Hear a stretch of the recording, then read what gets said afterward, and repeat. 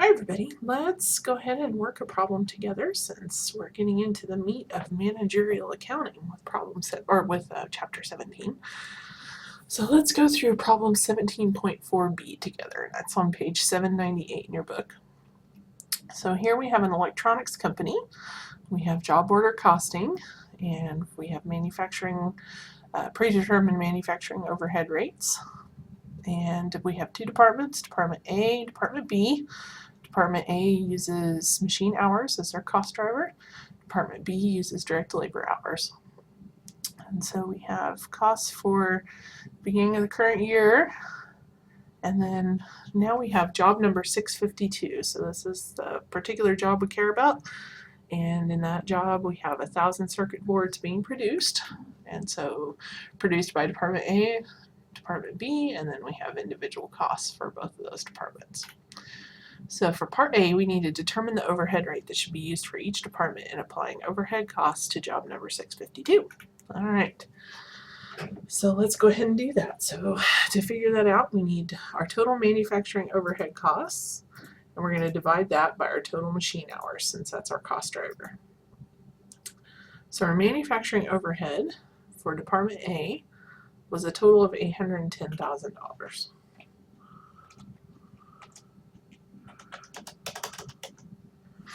Now we need to figure out how many machine hours there were.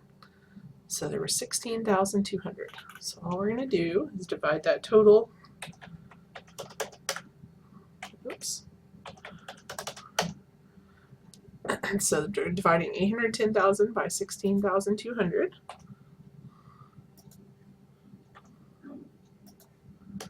And we get a total of $50 per machine hour.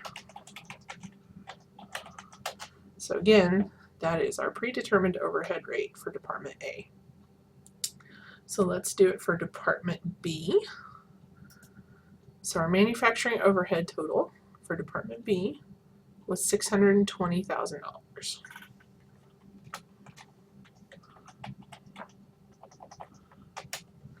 So now we need to know how many direct labor hours there were, since that's the cost driver for Department B, and there were 24,800.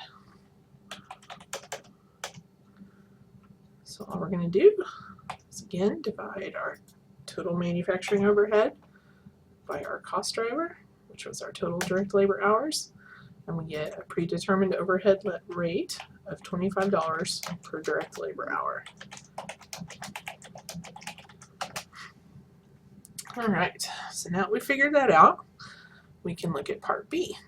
So what is the total cost of job number 652, and what is the unit cost of the product manufactured on this production order? All right, so remember we have three costs that we care about: direct materials, direct labor, and overhead. So we know that overhead is going to be composed of machine hours and direct labor hours. So let's look first at what our direct materials costs were for this particular job. In Department A, they were $19,000. Cost of materials used on job.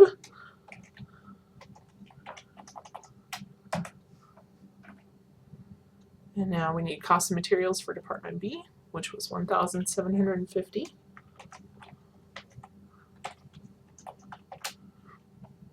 And so for total direct materials costs, we're just going to add those together.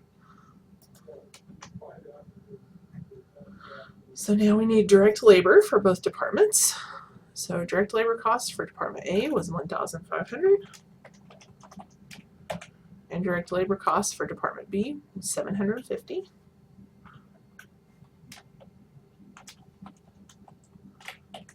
And again, we're just going to add those two together to get our total direct labor cost. So we had $2,250 in direct labor. So now we have a little bit of work to do. We need to know our total machine hours for Department A. So machine hours were 180.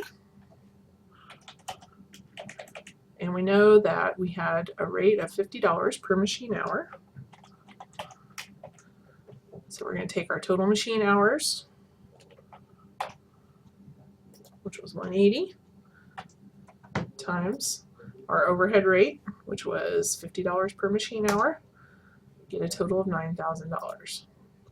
So we know that Department B uses direct labor hours. So we're going to go look and see how many direct labor hours we used, which was 40. And now we need to multiply that times our predetermined overhead rate, which was $25. We're just going to, again, multiply those two together. So we have a total of $1,000 for Department B.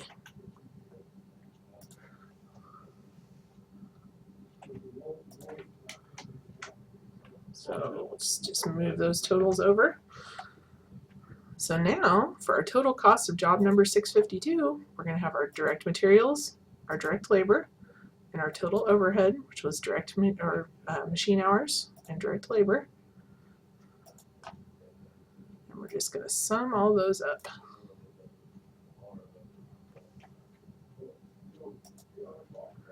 So our total costs for job number 652 was $33,000. Okay, so now we know that 1,000 units were produced in job number 652. So since we know our total costs, we can divide it by those total units, and we know that $33 per unit cost for job number 652. Let's go ahead and underline that one too. So let's go ahead and look at Part C. Prepare the journal entries required to record the sale of all 1,000 circuit boards to Computex computers. Total sales price was $50,000. So let's go ahead and make that journal entry. So this is Part C. So let's look, and so the sale was on account. So we know that means it's accounts receivable.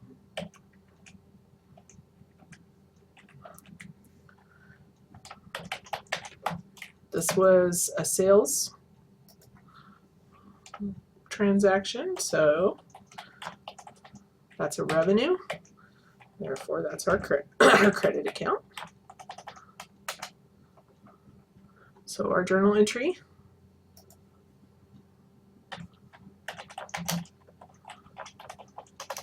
so we sold 1,000 units.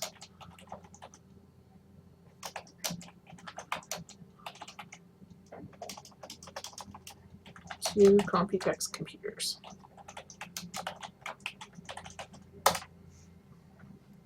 So again, the sales was on account, so that's accounts receivable, and sales of $50,000, so that's our income account. So let's do, now that we've sold those units, we know that we are now going to record cost of goods sold.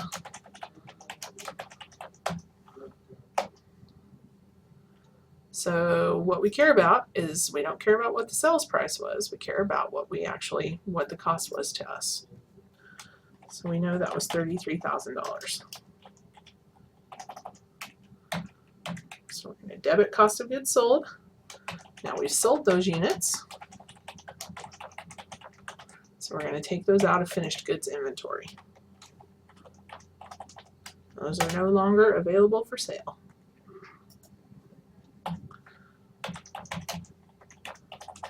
And we sold 1,000 units from job number 652.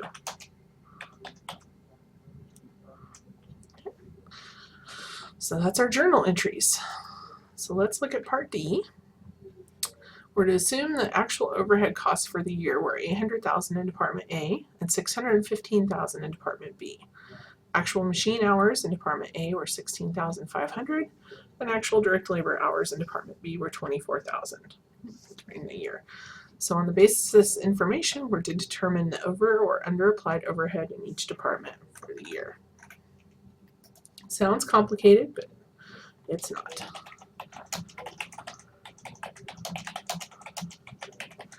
Okay, so we know we've already been given actual overhead. So So let's keep track of that. Department A, Department B. We're told is $800,000 for Department A and $615,000 for Department B. So now let's look at what we actually applied.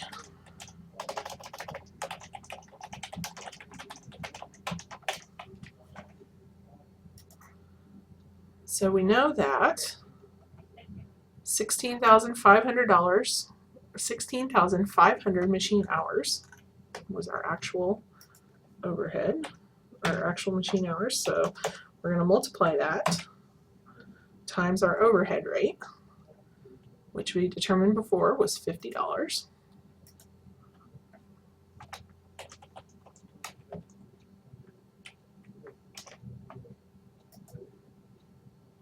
So we're just going to multiply those two together. And so that was for Department A. So this was for machine hours.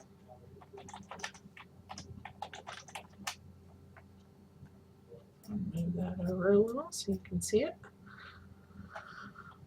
So now let's go ahead and do our direct labor hours.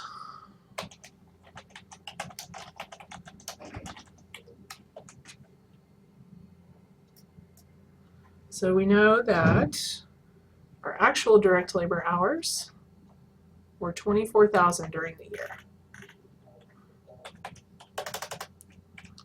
And again, we've already figured out the cost per direct labor hour and our predetermined overhead rate. So all we're going to do for Department B is multiply those two together.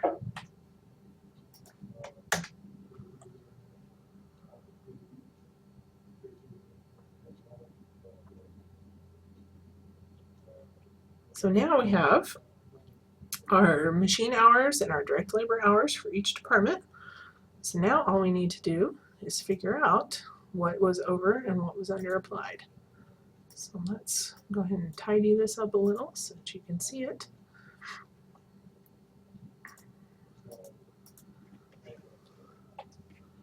So we applied $800,000. Our actual overhead was $800,000, and we applied $825,000. So that's a negative number, so that means we had applied overhead in Department A. Let's do the same for Department B. Our actual overhead was $615,000. Our applied was $600,000. That's a positive number, so that means, oops,